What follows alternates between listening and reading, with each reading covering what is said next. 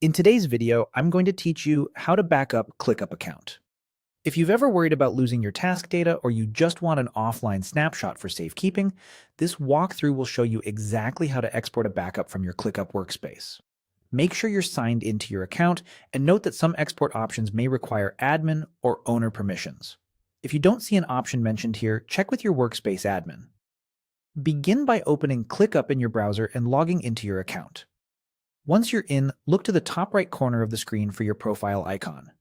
That's the hub for account and workspace controls. Click it to open the menu, then choose Settings.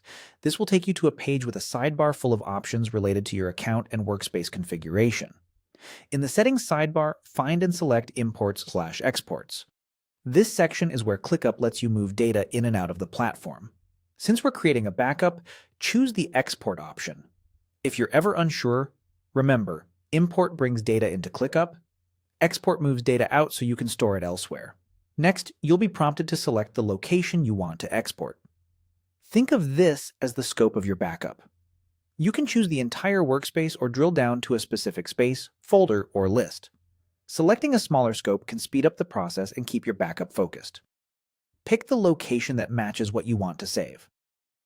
After choosing the location, click Start Export. ClickUp will prepare your data, bundle it into a downloadable file, and queue the export. How long this takes depends on the size of your selection. Smaller exports can finish in seconds. Large workspaces with lots of tasks, comments, or files may take longer. While it's running, avoid closing your browser tab. If you need to step away, keep the tab open so you can return when it's ready. When the export completes, you'll see the option to download the export.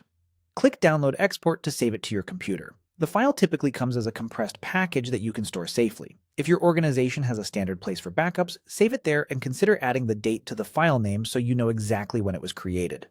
That's it. You navigated to Settings, opened Imports/Exports, chose Export, selected your location, started the export, waited for processing, and downloaded your backup.